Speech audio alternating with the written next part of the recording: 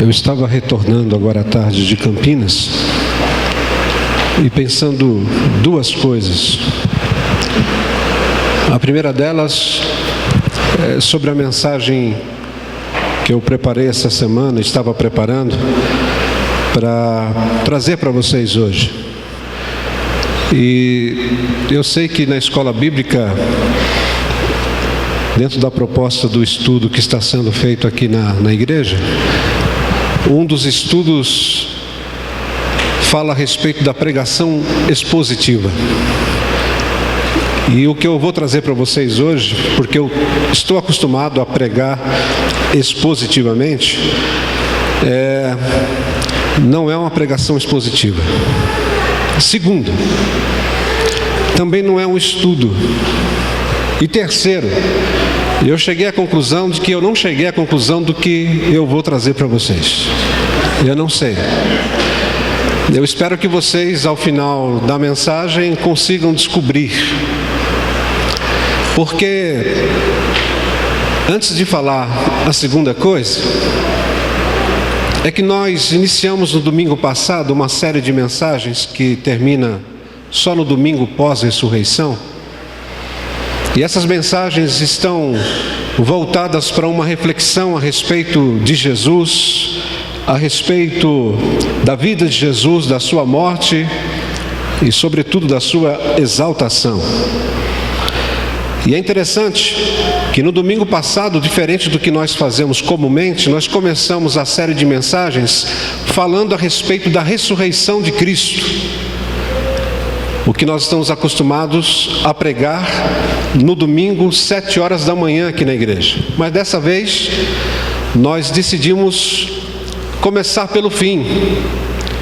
E é interessante que eu pude compartilhar com vocês no domingo passado a respeito das evidências diretas da ressurreição. Nós pegamos alguns textos dos evangelhos, mostramos o quão importantes são esses textos e a base que eles dão e sustentação para a nossa fé. E eu disse que muita gente não crê no registro, na evidência bíblica da ressurreição. E aí eu disse que se porventura as pessoas não creem nas evidências da ressurreição através da Bíblia, elas teriam que crer pelo menos por 4 evidências circunstanciais. A primeira delas é a igreja, porque após a ressurreição, a igreja ela nasceu no mesmo lugar onde o Senhor Jesus foi morto, sepultado. E se foi uma farsa a sua ressurreição, de maneira alguma a igreja nasceria 50 dias depois com a mensagem de Pedro e estivesse presente no mundo até hoje. Portanto, a igreja é uma forte evidência da ressurreição. A segunda evidência circunstancial que eu trouxe para vocês foi sobre o domingo, porque até o Senhor Jesus, até a ressurreição de Jesus, a igreja se reunia de acordo com a cultura judaica no sábado, o sabá, e a ressurreição foi algo tão forte que a igreja cristã, porque os judeus continuam se reunindo no sabá, mas a igreja cristã ela passou a reunir-se no primeiro dia da semana, domingo. A terceira circunstância dessa evidência é a ceia do Senhor. Ceia que infelizmente muita gente comemora quando nós temos, comemora com tristeza. Enquanto a igreja deveria comemorar com alegria, porque se a ceia mostra a morte, o sangue que foi vertido, o corpo do Senhor Jesus, que, conforme diz a Bíblia, foi moído em nosso lugar. Mas a ceia também representa a ressurreição de Jesus, a grande alegria, o mover de Deus na comunhão maior da igreja de Cristo. E por fim, eu disse que, sem dúvida alguma, Uma grande evidência é a transformação que a ressurreição ela passou a ter naqueles que creram na transformação de vidas. A transformação das vidas dos discípulos, a transformação de um homem chamado Paulo, que se converteu, a transformação de pessoas como eu e você, que têm histórias para contar. Em outras palavras, a ressurreição invadiu a história do ser humano. No entanto, a segunda coisa que eu estava pensando quando vinha para cá, hoje à tarde, foi: mas se Jesus está vivo, como de fato a Bíblia diz, e a história diz, eu não tenho tempo aqui para falar para você a respeito de evidências históricas. Eu não tenho tempo aqui para falar para você daquilo que falou Joséfo, Flávio, enfim. Mas existem evidências históricas de um homem chamado Jesus. E se nós não temos tempo para ficar falando a respeito disso, uma grande pergunta ecoa: se Jesus está vivo, se de fato Ele está vivo, aonde Ele está? Aonde Ele está? Porque uma coisa é você dizer: eu creio na ressurreição, eu creio que Jesus está vivo, mas onde Ele está? E aí eu inicio a nossa mensagem mostrando para vocês 3 fotos. 3 fotos para aqueles que nos visitam. Esse é um devocionário chamado A Jornada, que cada membro e pessoa que faz parte desta igreja recebeu no final do ano. É um devocionário diário. E esse devocionário foi parar na mão de uma pessoa, e depois eu conto a história para vocês. Mas é interessante aquilo que aconteceu por conta desse devocionário. E aqui, depois de 3 fotos que foram tiradas a respeito daquilo que essa pessoa escreveu, e eu estou literalmente, você pode dizer assim: mas não estou entendendo bem aquilo que ele escreveu. Eu digo para você, nem eu entendi bem, mas o que ele quis dizer ao escrever naquele dia que ele estava estudando a respeito de enxergando a Deus, e é por isso que nós estamos falando se Jesus está vivo, onde Ele está. Essa pessoa que escreveu relatou o seguinte: só reconhecemos a Deus quando mais precisamos. E após a graça, não. O que ele quer dizer com isso é que quando nós necessitamos de Deus, nós recorremos a Ele. E quando recebemos a graça, nós paramos de recorrer. É justamente isso que ele está dizendo. Sequer, diz ele, sequer agradecemos por tudo o que fizeste. É ele dizendo a Deus: sequer a gente agradece ao Senhor por tudo o que o Senhor fez. Portanto, eu me peguei aqui porque hoje eu queria trabalhar com você a respeito desse tema. Porque a história por detrás destas fotos, ela é contagiante. Ela mostra como Deus pode se manifestar a partir do momento que reconhecemos que Jesus está vivo, e como isso pode impactar uma vida independente de como ela está. Repito, Deus pode impactar uma vida independente do momento que ela está vivendo. No entanto, eu preciso também lembrar vocês que nós estamos vivendo dias onde as facilidades da vida moderna vai fazer com que você e eu tenhamos condições de viver muitas coisas ao mesmo tempo.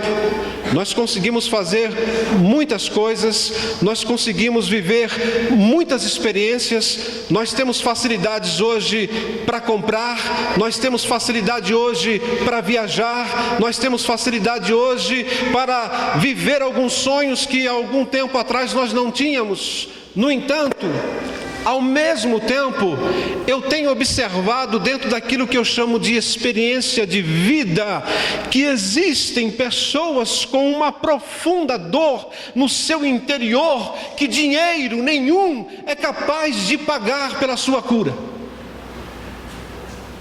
Com todas as facilidades que eu e você temos, e muitas pessoas têm facilidades maiores, muito maiores, eu tenho encontrado gente com um vazio enorme no seu interior, problemas emocionais, problemas relacionais e até mesmo de dependência química.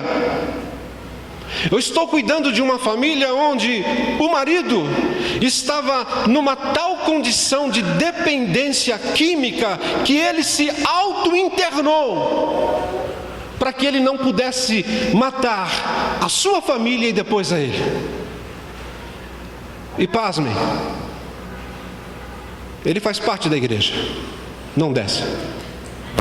Mas ele reconheceu que estava indo para um problema tão grande que ele decidiu se internar.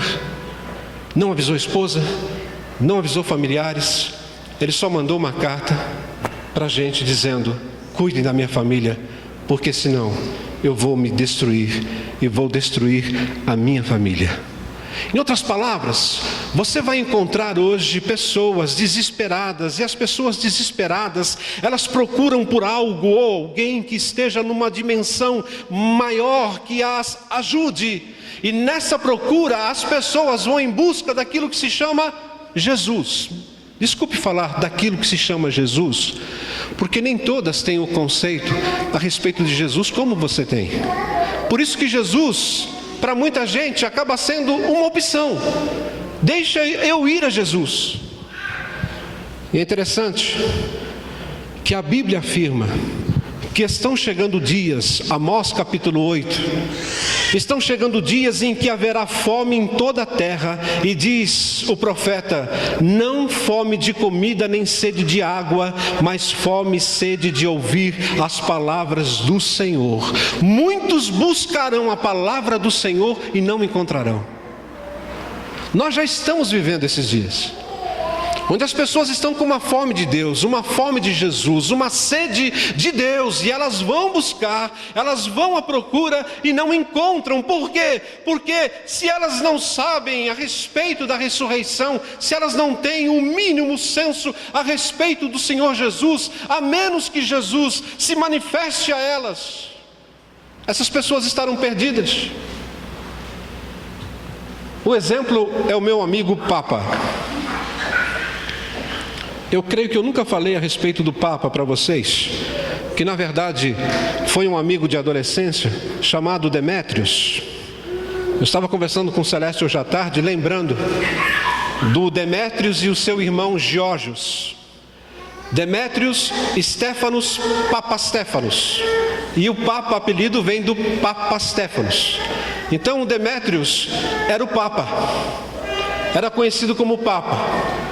E é interessante que o Demétrios, ele tinha com ele, aonde quer que ele fosse, um crucifixo. Para onde ele fosse, ele estava com o crucifixo, e geralmente ele usava o crucifixo assim como eu coloquei nesta foto, na mão esquerda.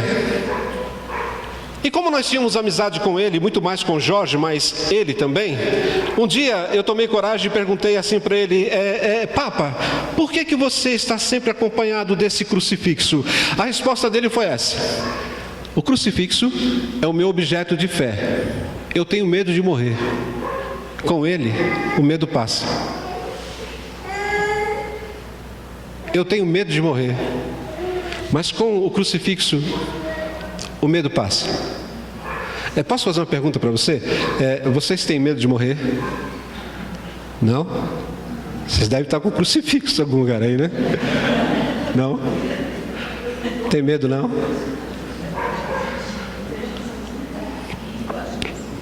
Mas tem um problema, sabe? Aquele objeto de fé não preenchia o medo e o vazio enorme que ele tinha em relação à vida e à eternidade.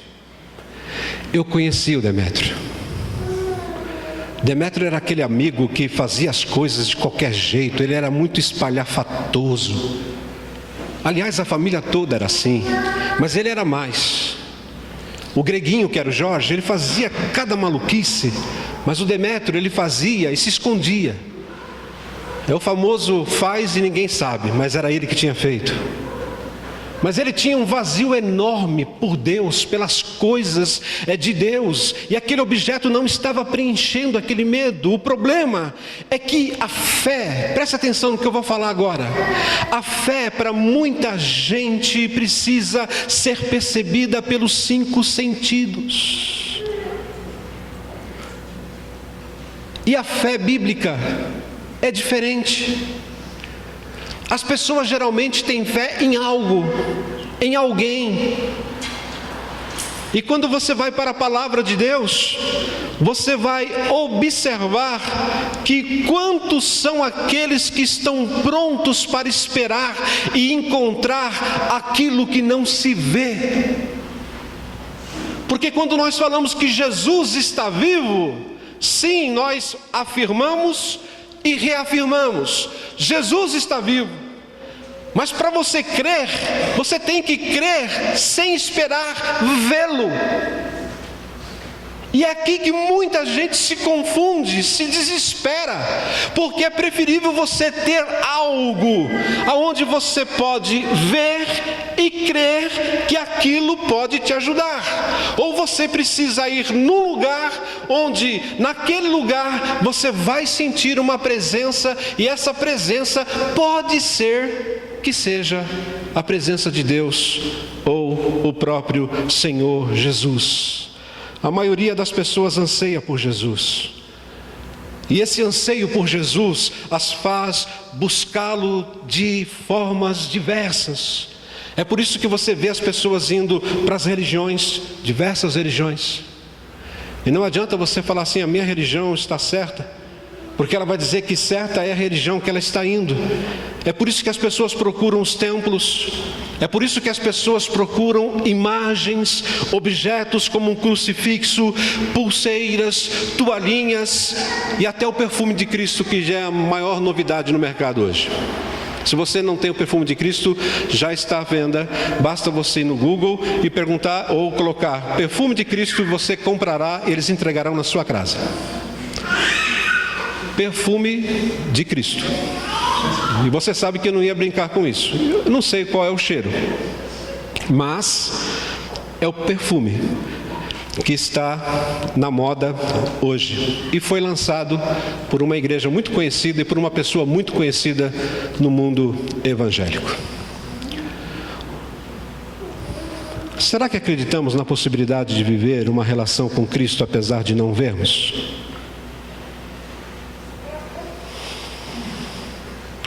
Quando você fala que tem uma relação com Cristo, será que as pessoas estão acreditando que você está vivendo uma relação com Cristo apesar de você não ver a Cristo? Será que nós cremos que a Bíblia é um livro que conta a história de homens e mulheres, do seu reencontro que eles tiveram com Deus? E com Deus que é vivo, com Deus que é verdadeiro. E é interessante que parece estranho procurar algo ou alguém que a gente não vê. Entretanto, em várias culturas, em vários povos, em várias etnias, é justamente isso que acontece. Você vê pessoas buscando a um Deus fictício, mas esse Deus, ele sempre se parece com algo, e o nosso Deus não se parece com nada, você não vê.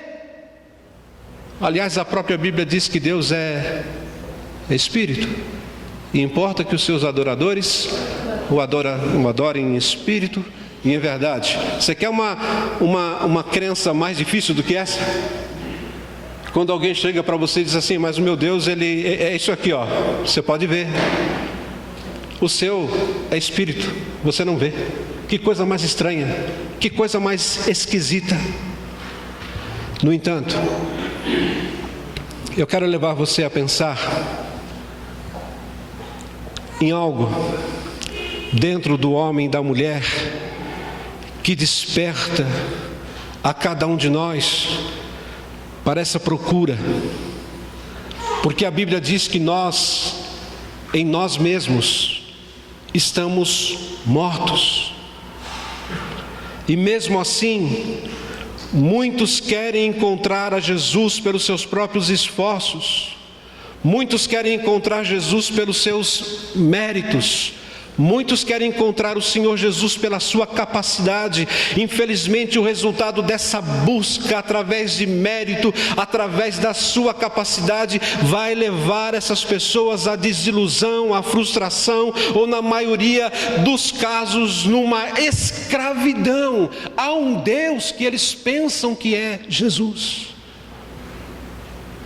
Porque quando você vai para a palavra de Deus, Efésios 2 diz que Deus, que é rico em misericórdia, pelo grande amor com que nos amou, deu-nos vida com quem? Com Cristo. Deu-nos vida com Cristo quando ainda estávamos mortos em transgressões. E Paulo afirma: pela graça sois salvos. É pura graça de Deus. Não tem nada que você e eu possamos fazer e onde vamos assim nos apoiar dizendo: eu fiz, por isso eu mereço. E Paulo diz, a Bíblia diz, é graça. Se você está esperando encontrar o Senhor Jesus, você só vai poder encontrá-lo através da graça. E a Bíblia diz que a graça é o meio pelo qual Deus nos abençoou sem merecermos, e Ele nos dá com a graça a fé, que é a condição para nós realmente crermos como um dom de Deus que nos desperta a crer no Senhor Jesus. Mas tem um outro texto também em Jeremias 29. E é interessante esse texto, porque o profeta diz: vocês me procurarão e me acharão quando me procurarem como? De todo o coração. Vocês vão me procurar e vocês vão encontrar, mas quando vocês me procurarem de todo o coração. E interessante que diz o versículo 14 de Jeremias 29, o profeta diz: eu me deixarei ser encontrado por vocês. Olha que interessante isso. Eu vou me deixar ser encontrado. Isso é graça, irmãos. E mais do que isso, ele diz: e os trarei de volta do cativeiro.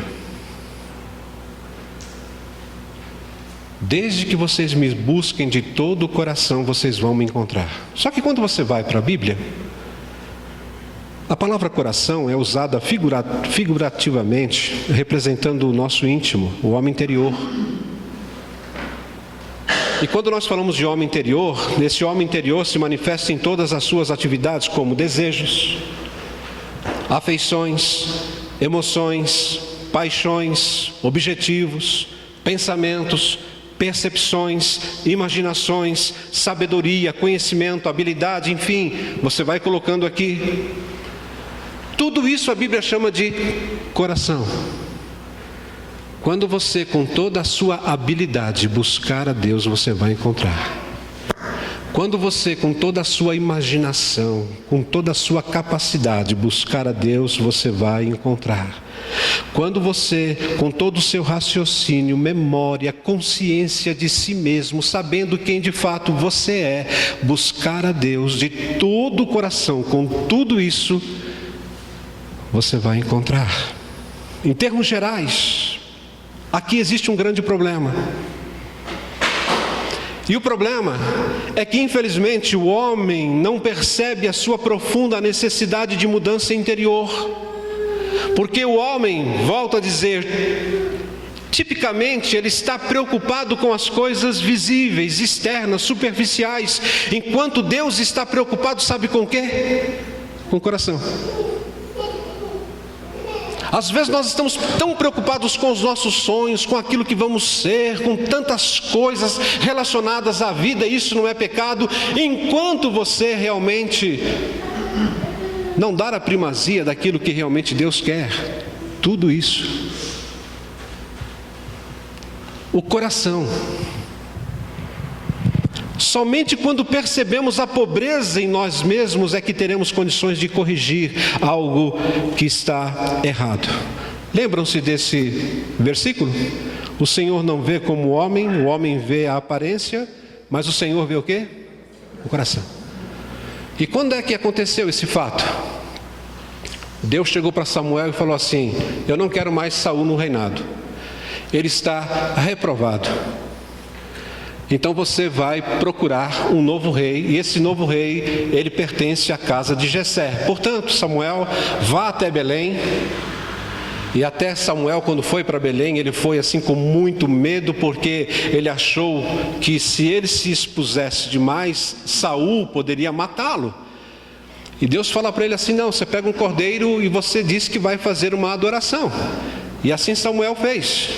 Ele foi em Belém, chamou a família de Jessé, e Jessé levou a família para a adoração. E é interessante o texto de 1 Samuel 16, que diz que quando Samuel bateu um olho em Eliabe, diz o texto, esse é o cara. Na hora Samuel falou assim: é ele quem Deus está escolhendo para ser rei. Na hora também Deus falou para ele assim: ei, rapaz, calma aí, você está vendo a aparência, mas eu vejo o coração. Tome cuidado com o seu coração. Tome cuidado com o seu coração. Não considere a sua aparência nem a sua altura, pois eu rejeitei.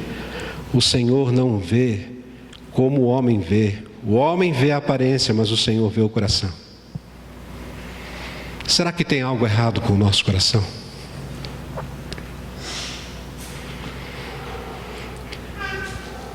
Enquanto nós não olharmos para dentro do nosso coração, dificilmente nós vamos encontrar Jesus.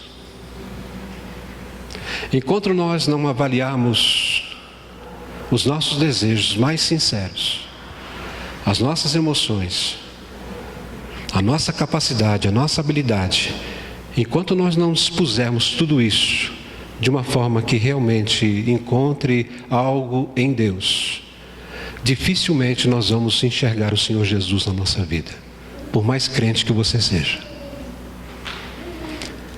Eu digo isso porque certa vez um jovem rico chegou diante do Senhor Jesus, e diz o texto bíblico que ele se ajoelhou diante de Jesus, o chamou de bom mestre e disse: o que eu posso fazer para herdar a vida eterna? E Jesus, olhando para aquele jovem rico, disse: você conhece os mandamentos? Vocês sabem qual foi a resposta do jovem rico? Eu conheço desde a minha infância, todos.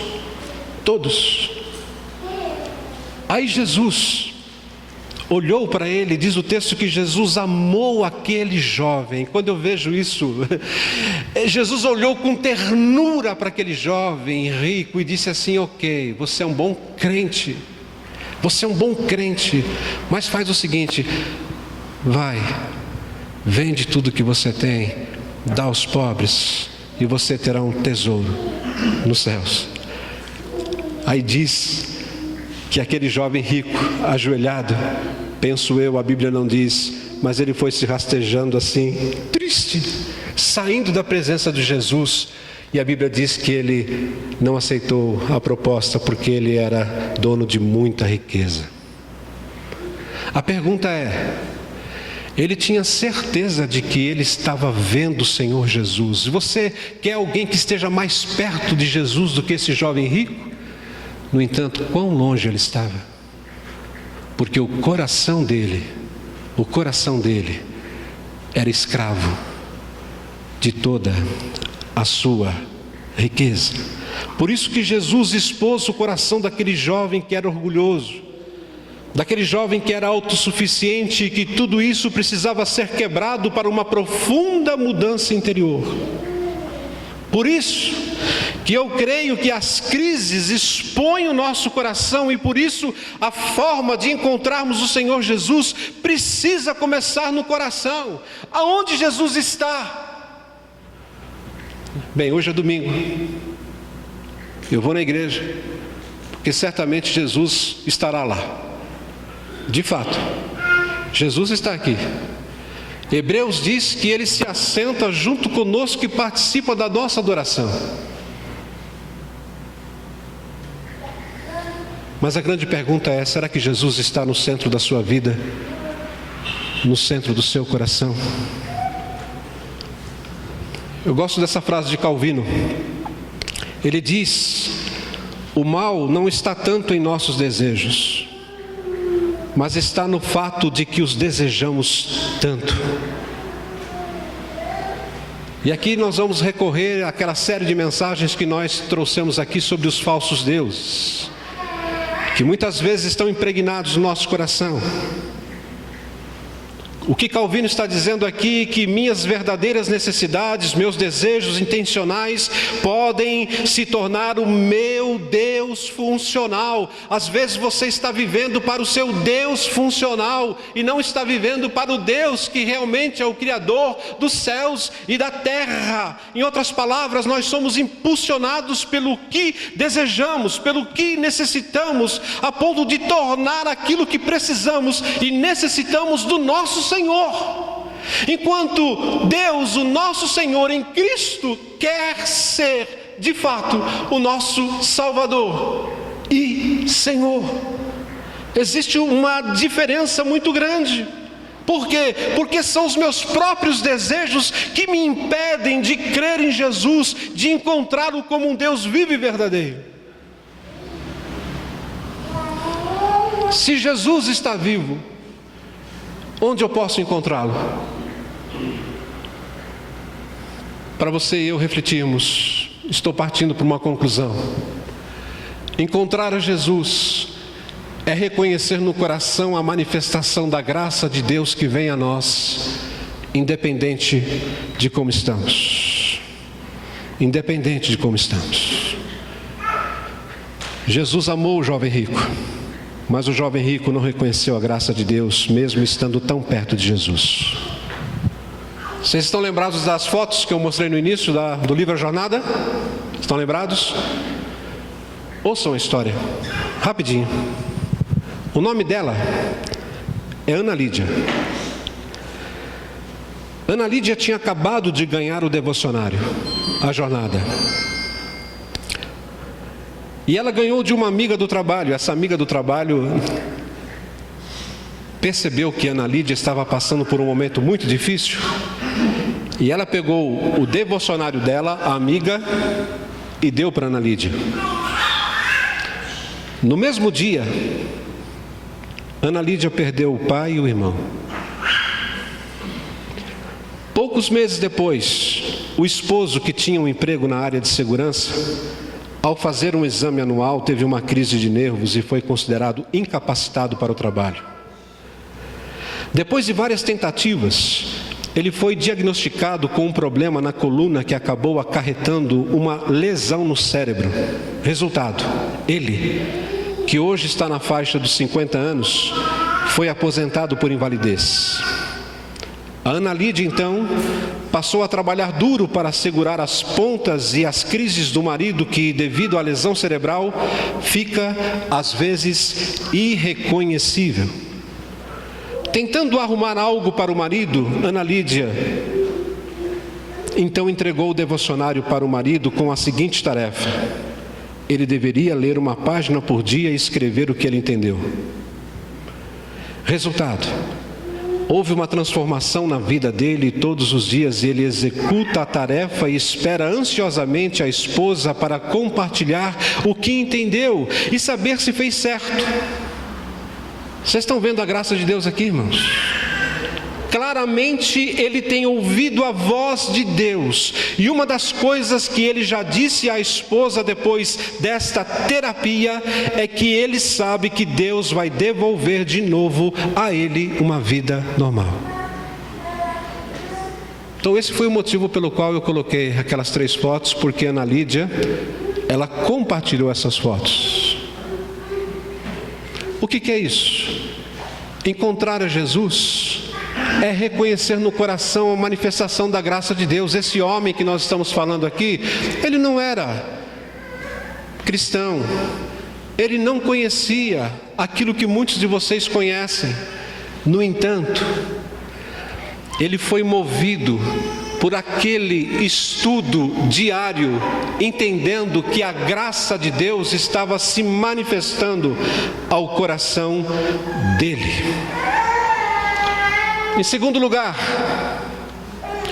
encontrar Jesus é reconhecer se a fé no coração é suficiente para confiarmos a vida àquele que não podemos ver, mas que está ao nosso lado para nos fortalecer diante de todas as circunstâncias.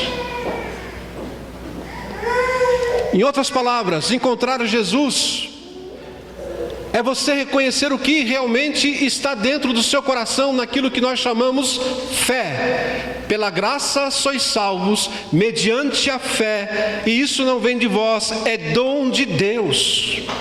Portanto, a questão da fé é que vai dar a cada um de nós a confiança naquele que não podemos ver, mas naquele que está dentro de nós. Lembra do Demétrios? Ele andava para cima e para baixo com o crucifixo e confiava que esse objeto poderia ajudá-lo nos momentos de necessidade. Mas graças a Deus, um dia a sua mãe foi tocada pelo Evangelho. A sua mãe levou o Jorge, depois o Demétrios, e assim toda a família foi alcançada pela graça de Deus. Em outras palavras, onde estava Jesus na vida dessa família? Não estava em lugar nenhum. Até o momento que Jesus encontrou guarida no coração da mãe e da mãe no coração dos filhos. E eu só não tenho certeza se o pai grego, porque o pai e a mãe eram gregos, eu não sei se o pai foi alcançado, mas a mãe e os irmãos, sim. O que eu quero dizer com isso? Não basta crer em Jesus, mas precisamos crer que Ele está vivo. Por isso a primeira mensagem foi sobre a ressurreição, evidências. Precisamos crer pela fé que Ele é poderoso para salvar a nossa vida. Porque Ele vive, posso crer no amanhã. Porque Ele vive, temor não há. Mas eu sei que a minha vida está nas mãos de meu Jesus, que vivo está. Se você pensa que a sua vida está num descontrole total, que você não consegue mais ter condições de administrar tudo isso, eu queria dizer para você que se você tiver a consciência de que Jesus está no seu coração, você vai ter a fé suficiente para confiar a sua vida a Ele.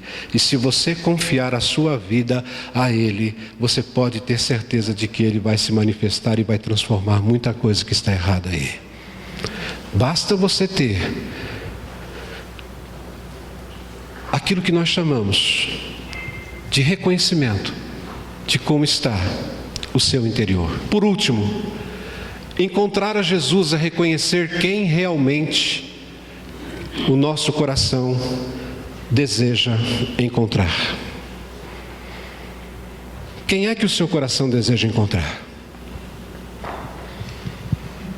Talvez para muitos o desejo não é Jesus. Tem outras coisas mais importantes que Jesus. Talvez para você hoje o mais importante é o seu emprego. Talvez o mais importante para você hoje são os seus estudos, família, namoro. Ok, a escolha é sua. Eu digo que a escolha é sua porque nós estamos vivendo momentos, até mesmo na igreja evangélica, que quando as pessoas começam a se afastar do verdadeiro sentido da vida, que é Jesus, por conta dos seus desejos prioritários, e prioritário, tome muito cuidado com isso. Tome muito cuidado, porque às vezes nós estamos colocando à frente de Jesus aquilo que nós não devemos colocar. E é justamente isso que tem acontecido. É por isso que Jesus não tem sido reconhecido na vida de muitos. E esta pergunta ajuda a revelar os motivos e até mesmo os ídolos do nosso coração. Afinal, nós somos adoradores de algo ou alguém. Quem é que você está adorando hoje? Talvez a melhor pergunta não seja essa, mas a pergunta melhor seja quem ou o que nós adoramos. Tome cuidado com o seu coração. Jeremias 17:9 diz que o nosso coração ele é enganoso. Tome cuidado com o seu coração, por isso que nós precisamos pedir a Deus, conforme diz o salmista, no Salmo 139, versículos 23 e 24. Deus, sonde os nossos corações, para revelar o que realmente existe ali. Mas se você quiser encontrar a Jesus, eu diria que Ele está bem perto do seu coração.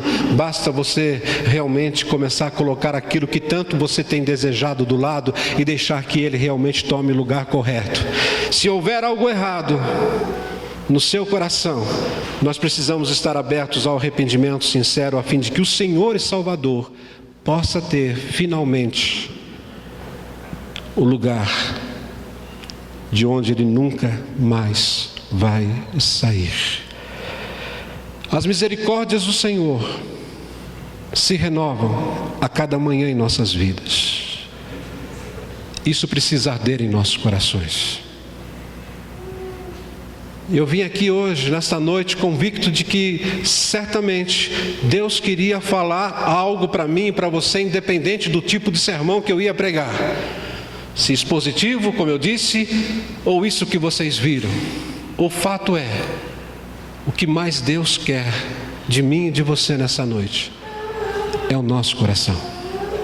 E se o nosso coração for de fato dado a Ele, as nossas histórias serão transformadas.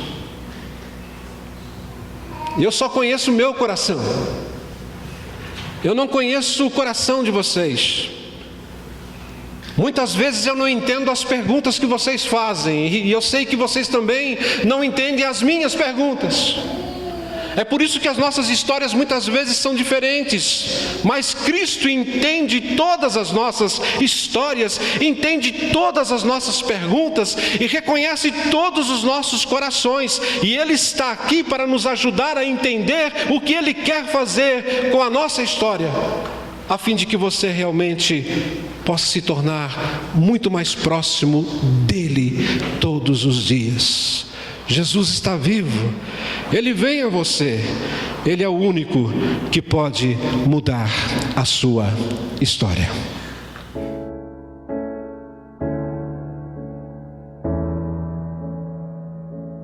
Jesus Cristo mudou o meu viver.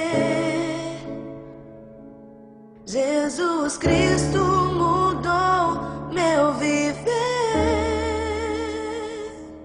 É a luz que ilumina o meu ser.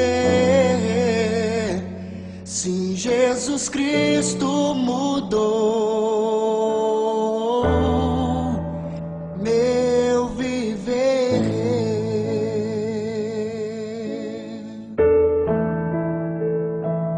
Diferente hoje é o meu coração. Diferente hoje é o meu coração. Cristo deu-me paz e perdão. Sim, diferente hoje é o meu coração.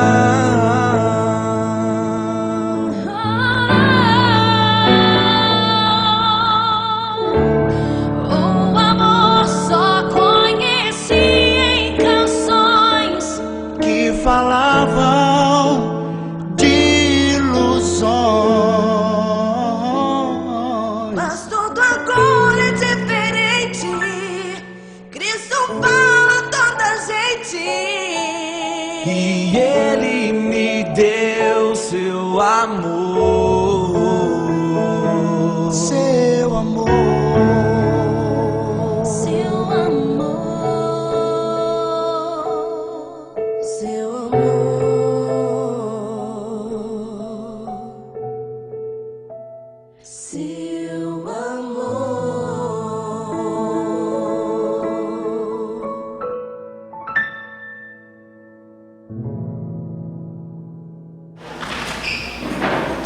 Gostaria que você fosse para casa hoje.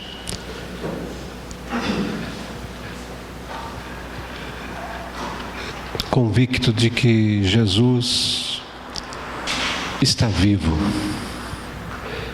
E você sabe onde você pode encontrá-lo. Você sabe. Se você veio encontrar Jesus aqui na igreja, no templo,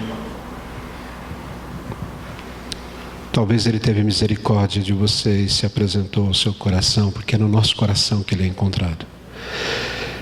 E se Jesus não está no nosso coração, algo errado está acontecendo.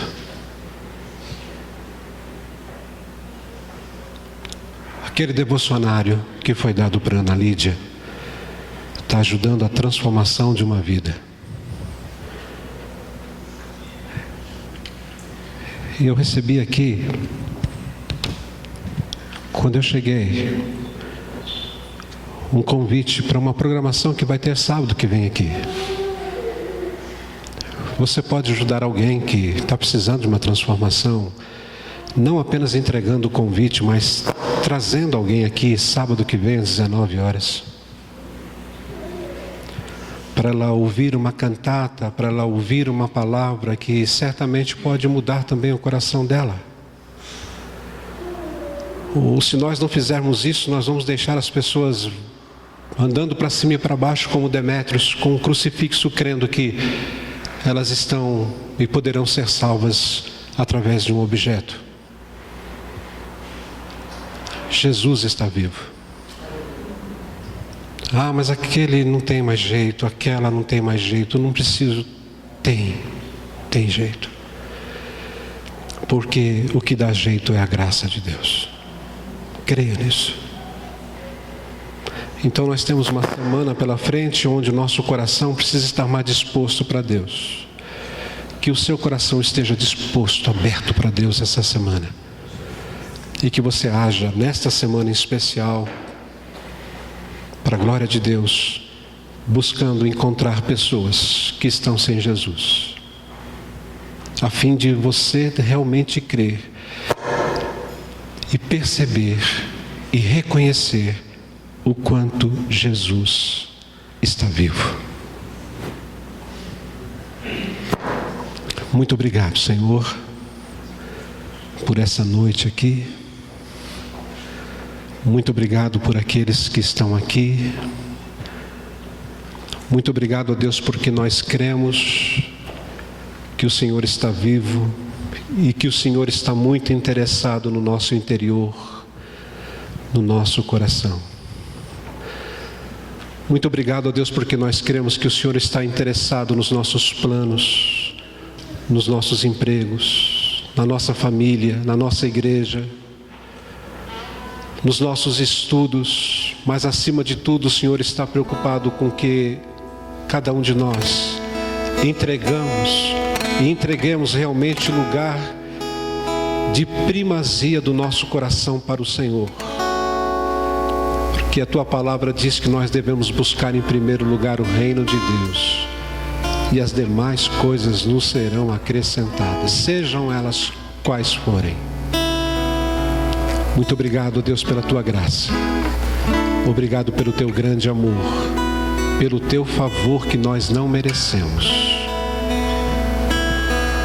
Orienta-nos em tudo, abençoa-nos, em nome do Senhor Jesus.